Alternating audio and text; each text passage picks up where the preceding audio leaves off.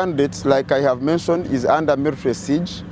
I would say effectively under house arrest for a crime he has not been told, for a crime the party has not been told about. Clearly, you see that it is abuse of due process, that the state institutions, which ordinarily should be non-partisan, that is the police, the army, and even the electoral commission, have now been drawn into a partisan political contestation on the side of Museveni. As such, they are using the institutions, they are using the arms of the state, like the army, to curtail the movements, to curtail the operations of the opponents. And that simply explains why he's under house arrest, because he has not committed any crime,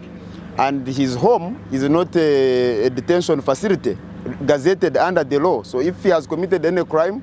the ordinary course would be to have him arrested, arraigned in court. But as it is, he's at his home, but his home has been turned illegally into a detention facility. We also have received reports relating to some of our candidates, like the Honorable Goret Namuga, who were badly beaten by security forces in Zimbabwe. We have also received reports of assault against one of our candidates, Semakula Tamaguzi from Nakaseke, and others. So you see clearly that there is a very well scripted strategy of undermining the ability of the party to put up a mechanism of ensuring that the elections are not rigged. Okay, thank you. What kerede bulungi akakiko byokulonda. Twabadde tusuubira obuuma bwaffe bwetubadde twenyumirizaamu nnyo nti engeri okulonda kwatandise kikeererezi leka tuwongezeeyo ku ssaawa wadde okulonda kulina okukoma ssaawa 10 naye tugamba tuwongezeeyo ku ssaawa twongereyo essaawa emu kukomerekezebwe essaawa 11 era nsuubira nti oyo yenna munnayuganda ayabadde ayagala kulonda eyavudde waka asobodde okuweebwa obudde obumala n'alonda abakulembeze bayagala olunaku lwajjo. Era okuba nti mwavuddeyo kibola nti abantu batandise kulangirira nti egundi bannange kamumeze, egundi MP gundi kamumeze, ogundi yayiseemu, naffe wano tutandise okufuna ebintu ebivudde mu kulonda ku bwapulezidenti, era tusuubira nti olunaku lw'enkya zinagenda kuwera ssaawa 11 nga tumaze okulangirira ekyenkomerero ne tulangi ani agenda kubeera pulezidenti w'eggwanga emyaka 5 egijja. Kye yamwategedde omanyi kakati jjo olwabadde olunaku lw'okulonda essaawa tubadde tumanyi nti obuuma bugenda kukola, essaawa twagenze kwesanga mu ssaawa 3 ofuna repooti okuva eri bakubira essimu kuva e Karamoja, bakubira essimu kuva e Tororo, okubira essimu kuva e Kisoro, baga nti obuuma netugamba baana mumanyi netusalawo nga kakiiko netugamba mumanyi eddembe ly'abantu, obuyinza obw'abantu obuli mu ssemateeka egamba nti obuyinza bwonna buli mu bantu, ate abantu okukozesa obuyinza buno bwe banansalangawo ani mukulembeze oba bakulembeze baabwe. Olunaku olwaleero lunaku 15 abantu ba Uganda bwe balina kukozesa obuyinza buno, n'olwekyo obuyinza obwo busukkulumu teri kisobola obutaataganya, teri kisobola obuyimiriza. Tugende mu maaso tugambe nti kakati abantu balonde kusinzi nga bakozesa nga tweyambisa register eziri ku polling stations, kubanga register ye rekodi nkulu mu kulonda. Omuntu atali ku register tasobola kulonda, omuntu atali ku register tasobola kuteekebwa kukuuma kali. Ebiri kukuuma biva mu register. Naffe ne tugamba okulonda kulina okutambula, kulina okugenda mu maaso, kwe kukozesa register abantu bakozesa obulungi. Kakati ne tugamba ebyogenda butunagenda okunoonyereza nti obuuma butakola kivudde ku ki? Awo tugenda kuva ku mulamwa. Omulamwa kiki? Omulamwa guli nti abantu balindiridde okulonda kuno kumala emyaka 5, olunaku luno lwateekebwako ate luli mu ssemateeka. Tuteeke essira, amaanyi n'amagezi n'ebikozesebwa byonna kulaba nti obuyinza bw'abantu bukola ki? Buvuddeyo ne buweebwa ekitiibwa. Nolwekyo ekyo ky'okunoonyereza tugenda kikolako tumanye kiki, kubanga n'okulonda okujja kyemanyi tujja kuba twetaagisa kozesa obuuma obwo. kubanga tuligenda tukozesa tweyambisa tekinologiya mpolampola naye kitukwatako kitukakatako nga kakiiko okumanya oba okutegeera obuuma buno obutakola mu bifo bimu kyavudde ku ki naye ku ssaawa eno essira tulitadde ku ki kulonda oyogera ki ku buvuyo bwabaddewo mu bitundu by'eggwanga ebyenjawulo wali Butambala Nakasongola ebyo byabadde mu kulonda ku bapulezidenti oba mu palamenti emitendera gyonna okwategekeddwa kulonda kweggulo ebyo sibalimba mbadde sinabiwulizaako kubanga nze ndi wano njaganya nti okulonda kwabadde kw'emirembe ebitundu byonna naye bibanga bwe bibaddewo abakubye amasasi b'ebitongole by'okwerinda oba abantu ba bulijjo abalina omundu akutyo oba bakubye amasasi basinzidde ku ki kivudde ku ki kakati nze nkakakiiko sisobola kwogerera oba okuvumirira oba okuwagira ekyabaddewo nga sinamategeera embeera ebadde etya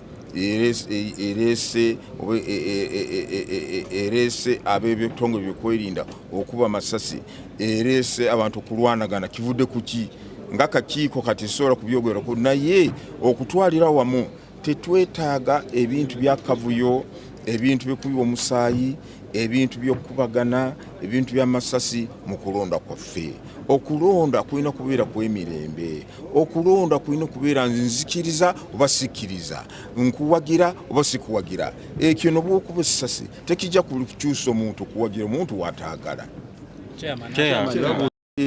ibanda twasazizaamu okulonda lw'ensonga nti twagenze okwesanga nti ballot paper candidate omu nga taliiwo eyo yabadde ensobi yavudde eri bwe twakubira obululu ate yasunsulwamu bulungi mu mateeka erinnya lye ne bimukwatiko byonna bibadde birina okubeera ku ballot paper ate kiyembi ballot paper ebwekubibwa mu factory ne bazisiba bulungi zonna akakiiko bwe tuba tubifuna wano tetukkirizibwa okubikula akagunde ka paketi konna muli mu ballot box papers okubikula ka box ako mpaka ku polling station kubanga singa twakitegedde nga tetunaweereza ebintu ebyo ku polling station twandibadde tutegeeze eggwanga na constituency eyo ne tugamba nange enkeera temugenda ku polling station kubanga twazuudde ensobi mu mpapula zammwe singa twali tukkirizibwa okubikulako ne tulaba ballot paper eziri mu ntuufu oba si ntuufu naye maama tetukkirizwa n'olyoka n'omenyawo kapalo tekamu kati n'obasanga nti kasumuluddwa oba kamenyeddwa oba oleese bizibu mu kalulu kaffe ka Uganda kabeera kambiriganye nga bwe mukimanyi Kiryandongo nti Kibanda North Kiryandongo district Ibanda municipality ensobi yabadde ya Simbo nti candidate ndowooza wa Naminigina oba independent Simbo gye bamuwadde si ye yalonda kyokka ekyo ekyo nkiwulidde wano kwemunujjoko nkuwulidde era olwedde nyayogeddemukko ne bannange n'abakugu baffe abakola ku byuma bya kalimagezi kubanga ekituleeta wano kiki lwaki tuyita ab'amawulire bonna lwaki tuyita ab'obuzaava bonna basobola lwaki tuyita n'abantu ab'enjawulo twagala kulaga ensi yonna biki ebivudde mu kulonda tetulina kyetukweka naye wabaawo nti mu ngeri gye tubiraga ate waliwo bagamba nti temuvuddeeyo bulungi ekyo tugenda kirongoosa tugenda kitunulamu tukirongoosa sofa ebitundu ebyakasini ebiri polling stations bagambye kusinza byensomye essaawa 3 mitwalo 20,200 ne musobe polling stations districts sinaako bungi obwa district ssaawa eno naye nga bwengambye tugenda kutandika obirambika tugenda kulaba engeri tunabitegeeza abantu nti results zetwakafuna ate bwe tufuna ziba tezivudde mu bitundu byonna bya district oyinza kusanga Kampala ng'eweerezaayo ku polling station bwe zibeera nga 10 baweerezaayo polling station nga 2 kati tulina okulaba tusobola bategeeza nti Kampala polling station zakaweereza twakafuna results za polling stations 10 oba 15 ekyo tugenda kulaba engeri kino tutegeeza abantu mbadde manyi bwe ziri naye ekyo tugenda kitereeza regulo tezabaddewo regulo zibaddewo tezibaddewo zabaddewo naye lwaliwo ndowooza zikola kabe badde yeebasa Chairman, waliwo bakandidates abamu abasibiddwa We don't want to hide anything. The whole purpose why we invite all of you, we invite so many people from different backgrounds, different professions and so on, is to make sure our process is transparent. Banantegeeza nti abantu baffe babakutte chairman ba candidates babakutte teri anantegeeza tebabakutte kati ekyo ndowooza ab'ebitongole simanyi bwe bali bano ebitongole byokwerinda mwandibadde mubabuuza naye kati bano bemukutte mubakutidde ki babadde bamenya mayumba babadde babba nkoko z'abantu izo sina kyebyemanyiiko omwanyinaze sina Army and police are brought to polling stations and they just are given multiple ballot papers. They tick them and stuff them in the ballot boxes. We also witnessed massive arrests of our agents and confiscation of electoral materials, including appointment letters for agents in places like Ruenzori. When our agents reported, they were told that there were already other agents for our presidential candidate. So certainly what we see is the determination of the Electoral Commission to repeat what it has been doing over the years. And I think particularly regarding the system that now we can confidently refer to as junk, is that the leadership of the Electoral Commission should be held accountable and even possibly prosecuted for causing financial loss to the country. And the only decent thing they should do is to apologize to the people of Uganda and resign for sinking billions of money in something that was junk. And we also believe that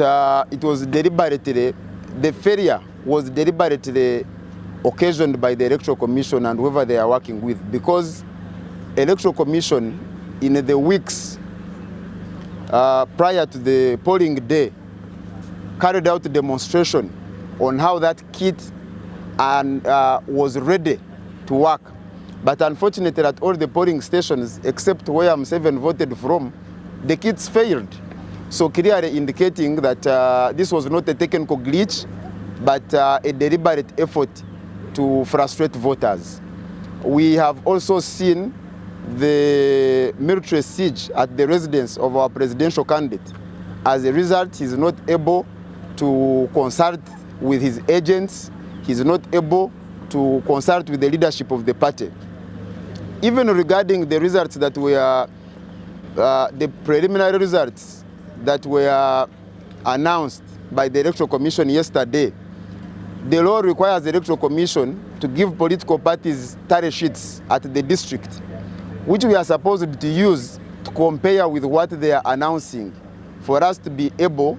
to ascertain that what is being relayed at the National Tally Center